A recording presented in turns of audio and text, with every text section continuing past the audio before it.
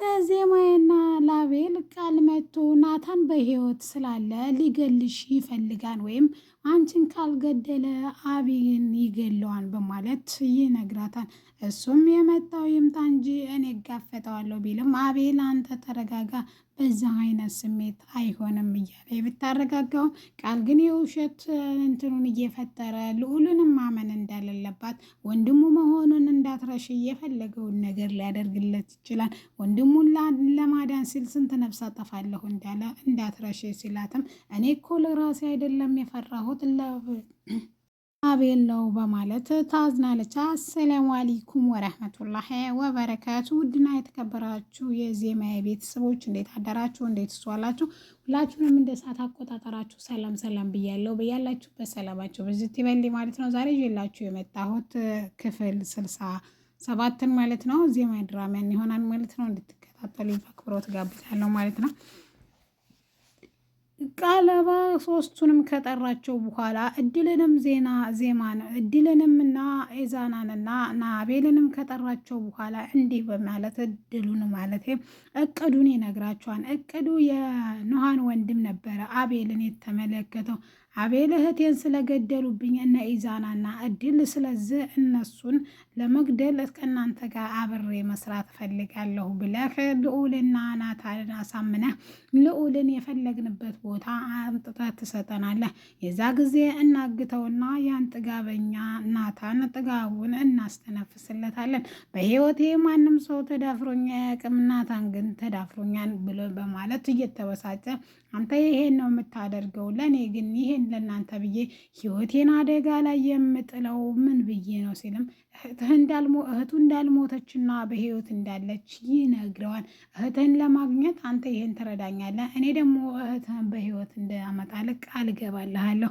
አንተም ልዑልን በህይወት እንድታመጣልኝ እፈልጋለሁ። አምጥቼ ምን ልታረገው ትችላለህ በማለት ሲጠይቀውም እሱ የአንተ ስራ ሳይሆን የኔ ስራ ነው፣ የማይመለከት ውስጥ አትግባ በማለት ይመልስለታል።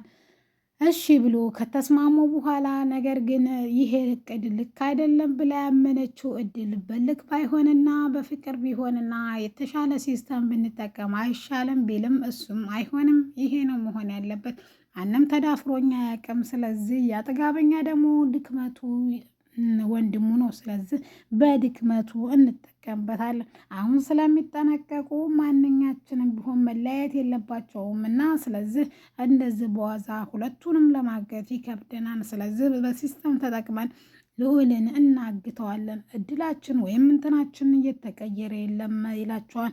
እነሱም እሺ ብለው ከተስማሙ በኋላ ለማንኛውም አዲስ ነገር ሲኖር ስለማሳውቃቸው ሂዱ ይላቸውና እሱ ይበተናሉ። እነሱም ከተበተኑ በኋላ እድል መሰሪ ናትና እንዲህ በማለት ትነግረዋለች። እኛ ለምን አንድ ነገር አናደርግም?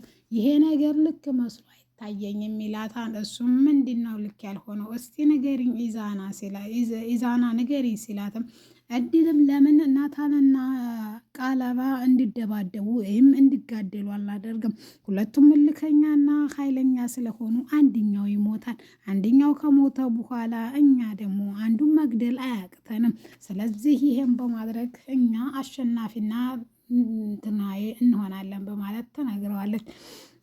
እሺ ሌላኛው እቅድሽን ንገሪ ሲላት እቅዷን ሀስተበ ትነግረዋለች። እሱም በሀሳቧ ይስማማና እንዴት አድርገው ማያያዝና እንዴት አድርገው እሳቱን ማቀጣጠል እንዳለባቸው እየተነጋገሩ እያለ ኢዛናና እድል ግን ለምንድን ነው እንትና ኑሃን መሞቷን ያልነገርሽ ሲላትም መሞቷን ብነግርህ ምን ታመጣለህ? ደግሞ ምን አትመልሳትም ሲላትም ለምንድን ነው እንደዚህ? ማነው ሲጀመር ጥላቷ እኛ ብቻ ነን እኮ፣ ስለዚህ የገደልሻት አንቺ ትሆኛለሽ በማለት ሲነግራትም እሷ ፈጽሞ እንዳልገደለቻትና ምንም ነገር እንደማታቅ ትነግረዋለች። ነገር ግን እሷ እንደሆነች በግልጽ ያስታውቅ ነበርና ትርበተበታለች። መላው ጠፍቷት ነበረ። ቃለባይም እንዳላት አንቺም ልትገሊያት ትችያለሽ፣ ምክንያቱም ከእናንተ ከሁለታችሁ ሌላ ነፍሰ ገዳይ የለም በማለት ይመልስላታል። አይ ጥርጣሬ ነው ያልኩት ብሎ እንዳትነቃበት ቃል ይመልሳታል። ወንድማማቾቹ ደረጃ ላይ ቁጭ ብለው አንድ እቅድ ማቀድ አለብን እያለ ልዑል ይጎተጉተዋል። እነሱ ያቅዳሉ፣ እኛ እንተገብራለን። እኛ ማቀድ የለብንም። ለነገሩ እቅዴን አልነገርኩህም እንጂ አንድ እቅድ አለኝ በማለት ይነግረዋል። ወንድሜ ያለ እቅድ እንደማትንቀሳቀስ አውቃለሁ። ለማንኛውም ሁላቸውንም የሰጡህን የደረሰብህን ነገር ዋጋቸውን ማስከፈል እፈልጋለሁ። እያንዳንዳቸው መግደል ነው የምፈልገው ሲልም ናታንም እንዲህ በማለት ይመልስለታል። እነሱን በአንድ መግደል እረፍት ነው። ስለዚህ አንደኛቸውን ከአንደኛቸው እየነጣጠን ሲበታተኑና ሲደናበሩ እኛ የዛ ጊዜ ምን እንደምናደርግ በቁማቸው እንገላቸዋለን።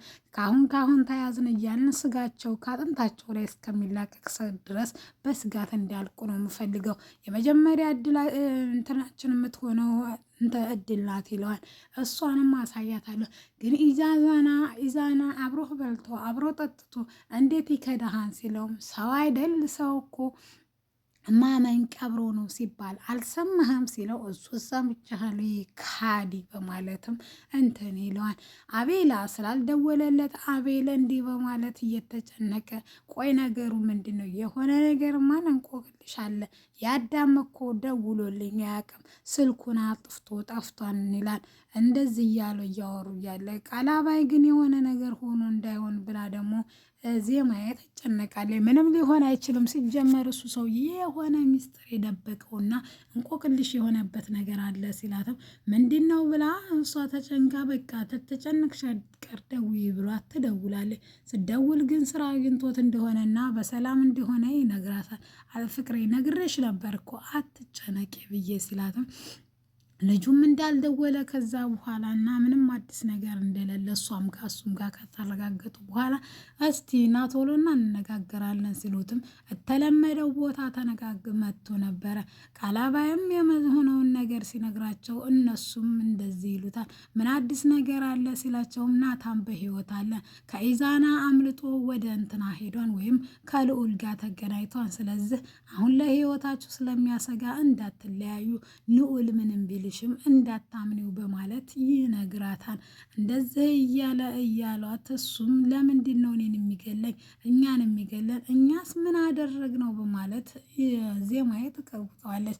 በአንቺ ምክንያት እንዳይማድን እንደ ይሄ ሁሉ የደረሰበት፣ ስለዚህ ይህን ማን የማያደርግበት ምክንያት የለም። ልዑልም ወንድሙ ስለሆነ ልዑልዬ እንዴት አልነገረኝም ስትልም ልዑል ወንድሙ መሆኑን እንዳትረሺ፣ ስለዚህ እባክሽ ተጠንቀቂያቸው በማለት ያስፈራራታል። ኢዛና እኮ አልደወለልኝም እኮ ይላታል። ማን ያልደወለልሽ ሲላትም ልጁ እኮ አልደወለም ሲላትም ይደውላል፣ ምንም አይፈጠርም፣ አይዟችሁ እኔ ያለሁላችሁ ሲላትም በእኔ ምክንያት ብዙ ጦስትና ብዙ ጥላቶች እንድታፈራ አደረግኩ፣ እባክህ ቃላባይ ራስን ጠብቅ በማለት እንትን ይላታል ትለዋለች። እሱም አብሽሪ ለእኔ ምንም አታስቢ በማለት ይነግራታል። እና አቤላ ግን ምንም ነገር እንደማይችልና አቤላ ሁሉንም ነገር መጋፈጥ እንደሚፈልግ ይነግረዋል። አቤል እንደዛ አይሆንም እባክህ እንደዛ አይሆንም እያለ ዜማ ታባብለዋለች። ከመቼ ትፈርተው ነው የምንዘልቀው? ስለዚህ ተደብቀን አይደለም፣ ሁሉም ነገር በብልሃትነት እንጂ በጉልበት አይሆንም።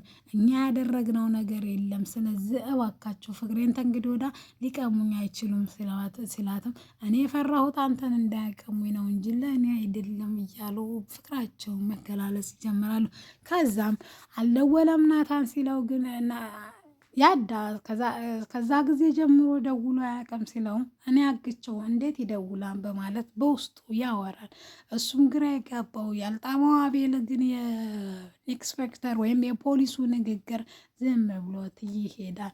ከሄደ በኋላ የኖሃ ወንድም ደውሎ ወንድማማቾቹ ቁጭ እንዳሉና አብረው እንዲሆኑ ይነግረዋል። እንደምንም ብለህ ቅረባቸው፣ ነገር ግን ባያምኑንስ ሲለው ካላመኑ ይገሉሃን ይለዋል። አንድ እድል አለ ይለዋል። እሱም አሳምነህ እነሱን አብረህ መሆን ነው።